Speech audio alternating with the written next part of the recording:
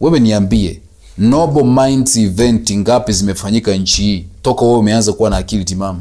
Nimesikia story za kina Kikwete wakiwa chuo kikuu. Mheshimiwa Kikwete miaka hiyo. Si miaka ya sasa. Wao ndo Nyerere alikuwa anaenda kuwasikiliza. Kwamba wasomi hao. Yes. Na waliandaliwa na waliaminiwa. Yes. Sasa hivi kwani hakukuwa na bunge kipindi hicho? Ndio nakuuliza sasa hivi. Hakuna. Sasa hivi unaweza kaita Noble Minds na rais akaja. Hapo unaita comedian unaweza wakaja. Comedian watakuja kwa sababu nadhani viongozi wetu wa kisiasa wana ugonjwa. Ndio. Ambao pengine kupitia talk hii mimi niwasaidie kupona. Ndio. Kwa sababu hatukwenda shule kusoma ili tuje tupokee vyeti wala kupokea mishahara. Tumeenda tumepita huko shule tupate exposure ili kusaidia taifa. Ndio. Kitu ambacho naona viongozi wetu wa kisiasa wanafeli nchi hii. Viongozi wetu wanaamini kwamba nchi hii watu wote they are sensual in their minds. Wanapenda burudani. Yani sensually. Of course nimekupata. Umenipata? Nikisema hivyo utakuwa naelewa. Essential nakupata. Sasa kisaikolojia ni kwamba wanadhani raia wa nchi hii wote nguvu zao za mwili zinatiririka kwenda chini ya mwili na sio juu ya mwili. Ndio maana unaona viongozi wote wa kisiasa nchi hii wa vyama vyote kwenye eventi zao zote lazima waite wasanii, yani waburudishaji, wawachechemue wahudhuriaji ili nguvu zao zizidi kwenda chini ya mwili. Okay. Lakini nitajie chama chochote cha siasa nchi tawala na pinzani kwenye mkutano wake kilichowahi kuita mtu mwenye akili timamu aje azungumze kabla ya kiongozi ili kuwafanya watu sasa nguvu zao za mwili ziende juu ya mwili, washtuliwe. Never, you will never see. Kwa sababu watu wenye akili timamu hawatawaliki, wanaongozwa. Ila watu ambao wako emotionally drained wanatawalika kwa sababu hawawezi kuquestion. Watu ambao wako emotionally drained ni waoga. That's why nchi hii watu wakisikia unazungumza mambo ya upeo wa juu wa uelewa wanakuambia uogopi kushikwa, uogopi kutekwa, uogopi kufa, uogopi serikali. Kana kwamba yani uoga imekuwa ni the basic topic ya nchi yetu. Uoga uko justified. Nchi ambayo unaambiwa ni nchi ya amani, kimbilio la wasio na kwao. Leo uoga inakuwa ni product ambao unatakiwa kuishi nayo, uisifie. Na sio tu hivyo, imekuwa ni tool ya wanasiasa. You see? Nchi ya watu wasio na kwao leo product kuu ni uoga na ni kifaa cha kukandamizia wananchi. Yes. Shumenipata? That's a very big challenge. Na mimi kwa research zangu ambazo nimefanya duniani, ukishaona taifa lolote limefikia kwamba uoga ndio imekuwa product, hilo ni taifa hatari sana kuishi. Kwa sababu kuna siku watajitokeza watu ambao sio waoga na watafanya mambo ambao watu hawakutarajia. Kwa sababu uoga ukifika kwenye piki watu wanasema liwalo na liwe. Ila wanasiasa hawajui. Kwa sababu unajua moja ya ulevi mkubwa kwenye nchi zetu za Kiafrika, me I'm telling my brother, ukisikia mtu anakuita mheshimiwa mpige vibao mkimbize. Kwa sababu by the time nchi zetu umeanza kuitwa mheshimiwa umeanza kulewa bila kunywa. Ile unasikiaga utalewa bila kunywa. Unamaanisha nini? Ndio hiyo. Sisi mtu akishaitwa mheshimiwa analewa, anaona yani yeye yuko kwenye level ya kandugu Mungu kule wanaishi nako. Uko juu pale. Na malaika Gabrieli yuko pembeni. Anajiona labda yeye ndio ka Gabrieli. Shumenipata? Sasa hii ni challenge kwa sababu psychologically ukishatengenezea watu uoga. Uoga ukishakuwa chronic, una change unakuwa negative, watu wanakuwa kwenye flight mode, liwalo na liwe. Potelea mbali. Tumekuogopa vya kutosha sasa jitakavyokuwa na iwe. It's a very big problem. Very big problem. Hasa katika ulimwengu huu tunaotumia artificial intelligence. AI. Ni hatari kuishi kwenye jamii ya namna hiyo. Sasa hivi tunavyozungumza. Ila wanasiasa wetu pengine hawaoni. Lakini tukizungumzia kidogo swala hili la uoga, sio kitu kimekuja juu. Pengine ni mifumo ya malezi. tulikozaliwa. Ukitaka kujadili mambo kuargue na baba, anakuambia mimi ni babako. We mtoto mimi ni baba. Nimekwambia unaletea ubishi. We mtoto ni mbishi. Imeanzia huku. Acha hivyo, tunakwenda shuleni. Ukisema unyoshe mkono uulize maswali kwa mwalimu, tuseme umchallenge. Ni kukosa nidhamu. Lakini pia ukiwa mtu mzima umenyanyuka kama mtu mwenye akili timamu, unatoa hoja, kujadili, kuargue mambo ya nchi, unaambiwa uchochezi. Sasa hiki kitu kimetokea mbali pengine kwa upano wa kisaikolojia, hii kitu kinakuaje? Unajua uoga ni product ya watu wajinga. Yaani wanaouzia wenzao uoga ni watu wajinga. Mtu mwenye akili timamu hawezi kuuzia mtu uoga kwa sababu anajua mwanadamu ni beyond the physical reality. Okay. Wanaouzia watu uoga wenyewe wameamini kwamba mwanadamu anaishi kwenye hisia. Wakati hisia ni sehemu kati ya sehemu 7 za mwili wa mwanadamu. Okay. Kwa kuna siku mtu ataondoka katika hiyo sehemu ya hisia na ataenda kuishi sehemu nyingine, alafu atakwambia liwalo na liwe. Hapo ndipo utakapofurahi na show. Ndio maana utaona watu kama kina Rola Bagbo, watu walifikia tu wakasema liwalo na liwe, wakamfuata Ikulu na wakamuondoa madarakani. Vijana wa Kenya wameonyesha mfano tu hapo, liwalo na liwe, wamevamia bunge, wamekula na menyu. Yaani wanakupa nani? Wanakupa taarifa kwamba watu wakishafika kwenye stage ya liwalo na liwe, hiyo unaosema rais anarushiwa kiatu. Rais huko anahutubia hivi, watu wanamjibu, yaani wale wamefika state ya liwalo na liwe. Sasa viongozi kama wa nchi yetu ya Tanzania nadhani wasijifungie kwenye kichaka kwamba tunaishi nchi ya amani, sijui tumelea watoto wana maadili, sijui nani. No, Watanzania hawana maadili. Hakuna watu wanafiki East Africa kama Watanzania. Wanafiki kupitiliza. Ni wanafiki kupitiliza. Ila kuna siku ule unafiki ukiwarudia wao wenyewe watasema liwalo na liwe. Umeona? Ila viongozi wetu wa kisiasa wanahisi kwamba Watanzania ni watu fulani wapole na nini. Labda kama wafanye analysis. Labda kama wafanye psychological analysis na vitu kama hivyo. Yes. Na hata sisi ukiangalia vyombo vyetu vya usalama vinahisi kwamba raia wa nchi ni waoga. Labda wanaogopa polisi, wanaogopa bunduki, wanaogopa kutekwa, wanaogopa nini. No. Ni wako tu kwenye jela ya makuzi au ulikuwa unasema ya wazazi. Yaani bado wako wanaishi lakini wanakajela kale kwa wazazi wao kwamba heshimu wazazi. Okay. Alafu wana jela ya kidini, heshimu viongozi. But I'm telling you, hii siku ikumbukwe. Take it from me. Kizazi cha sasa cha Tanzania na dunia ya Waafrika wanaondoka kwenye hofu ya kidini. Hawaogopi tena kuhusu Mungu, hawaogopi tena kuhusu kuchomwa, hawaogopi tena kuhusu shetani.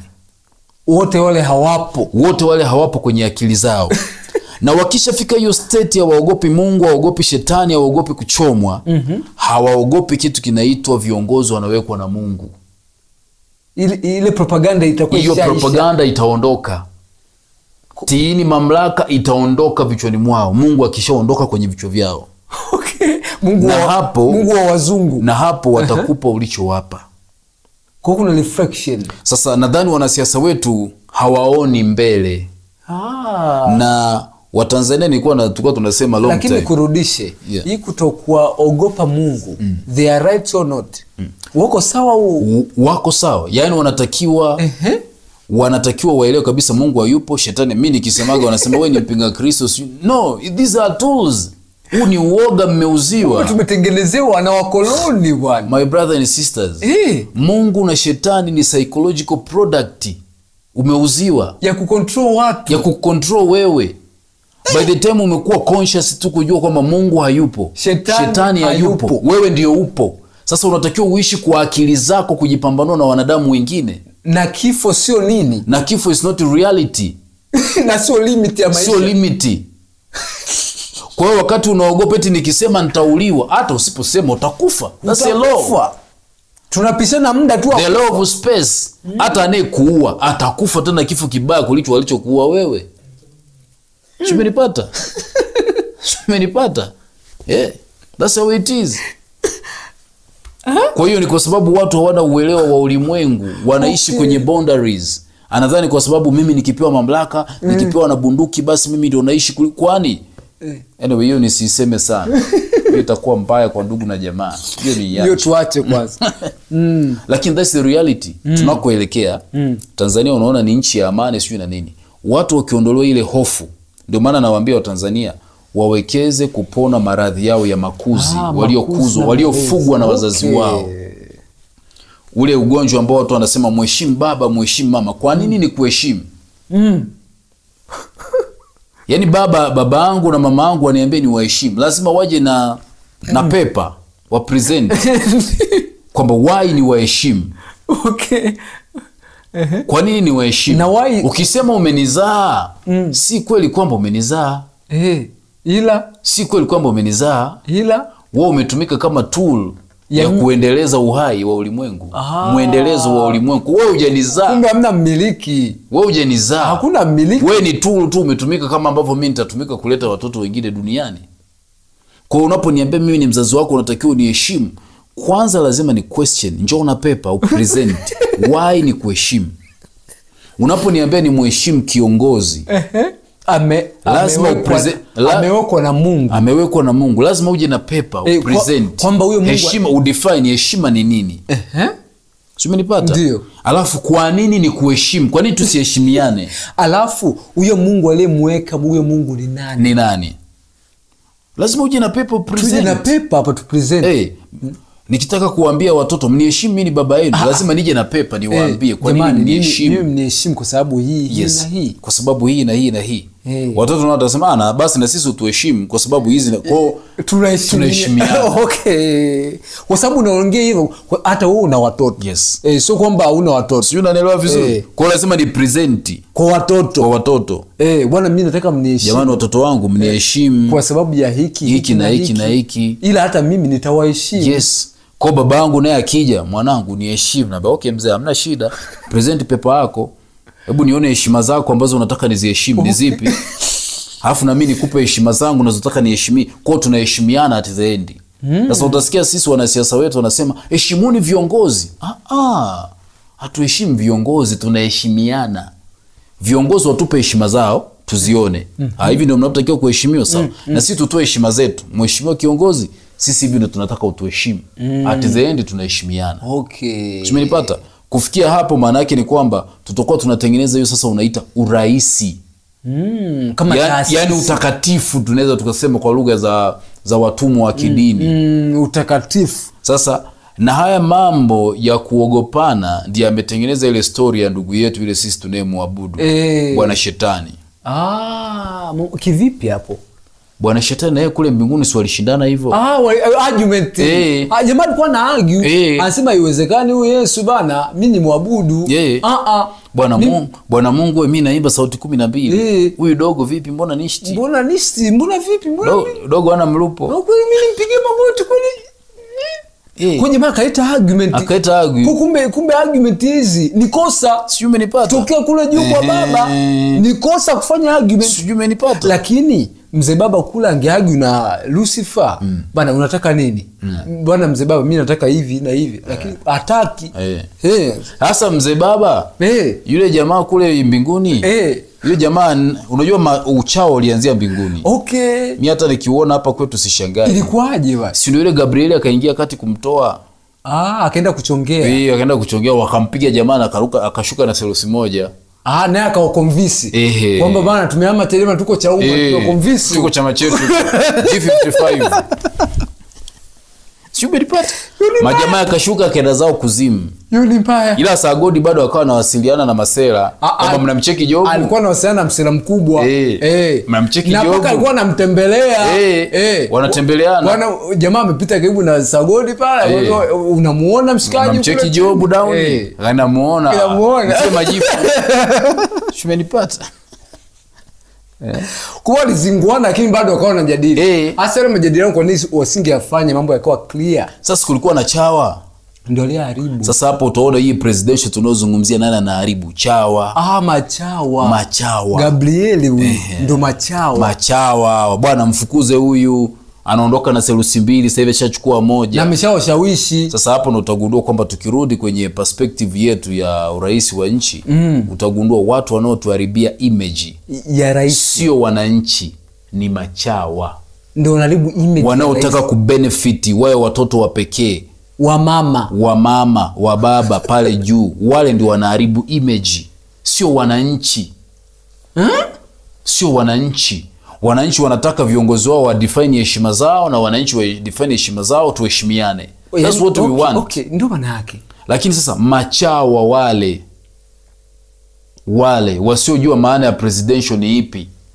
Wenyewe wanadhani mtu akiwa mheshimiwa basi yeye yuko karibu na sehemu ambayo hewa zinatokea kuingia kwenye mapua ya watu, kwamba anaweza akabinya anytime.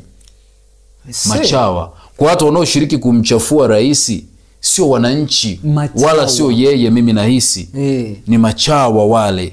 Wanamharibia.